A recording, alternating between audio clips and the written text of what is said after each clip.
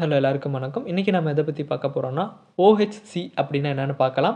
So இந்த ஓஹெச்சினா இது ஒரு வகையான கேம் ஷாஃப்ட். இதோட மீனிங் பார்த்தீங்கன்னா ஓவர் ஹெட் கேம் ஷாஃப்ட்னு பேர். ஸோ இந்த ஓவர் ஹெட் கேம் ஷாஃப்ட்னா ஒன்றும் இல்லைங்க, ஹெட்டுக்கு மேலே கேம் ஷாஃப்டை ஃபிக்ஸ் பண்ணியிருப்பாங்க. இதுதான் வந்துட்டு ஓவர் ஹெட் கேம் ஷாஃப்ட். ஓகேங்களா? இந்த ஓவர் ஹெட் கேம் ஷாஃப்ட் வந்துட்டு பார்த்தீங்கன்னா இதுக்கு வந்துட்டு இந்த புஷ் ராடுங்கிற ஒரு பார்ட்டே தேவைப்படாது. ஏன்னா இது வந்துட்டு ஸ்ட்ரெயிட்டாக வந்துட்டு ரேக்ராமோட கனெக்ட் ஆகிருக்கும் இந்த கேம் ஷாஃப்ட்டு. இந்த ரேக்ராம் சுத்த வந்து பார்த்தீங்க கேம் ஷாஃப்ட் சுத்த அந்த ரேக்ராம் ஆப்ரேட் ஆகி அப்புறம் அந்த வால்வ்ஸை வந்து ஆப்ரேட் பண்ணிடும்னு வச்சுக்கோங்களேன். இந்த கேம் ஷாஃப்ட் வந்துட்டு பார்த்திங்கன்னா இதுலேயே வந்துட்டு 2 டைப் ஆஃப் கேம் ஷாஃப்ட் இருக்குது. சிங்கிள் ஓவர் ஹெட் கேம் ஷாஃப்ட்னு சொல்லுவாங்க, டூயல் ஓவர் ஹெட் கேம் ஷாஃப்ட்னு சொல்லுவாங்க. அது எப்படின்னு பார்த்தீங்கன்னா ஒரு ஓவர் ஹெட் கேம் ஷாஃப்ட், அதாவது ஒரு கேம் ஷாஃப்ட் மேலே இருக்கிறது பார்த்தீங்கன்னா அந்த single over head game shaft. 2 game shaft இருக்கும்.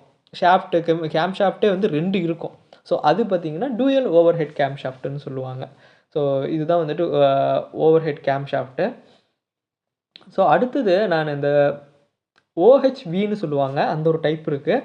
இல்லைன்னா அது என்னென்னு சொல்லுவாங்கன்னு பார்த்தீங்கன்னா இன்ஜின் பிளாக் கேம் ஷாஃப்ட்டுன்னு சொல்லுவாங்க. இன்ஜின் பிளாக்கில் ஃபிக்ஸ் பண்ணிக்கிற கேம் ஷாஃப்ட்னு சொல்லுவாங்க. அது வந்துட்டு பார்த்திங்கன்னா இதுக்கு வந்து இன்னொரு டைப்னு வச்சுக்கோங்களேன். கேம் ஷாஃப்ட்டில் இன்னொரு வகையான டைப்பு.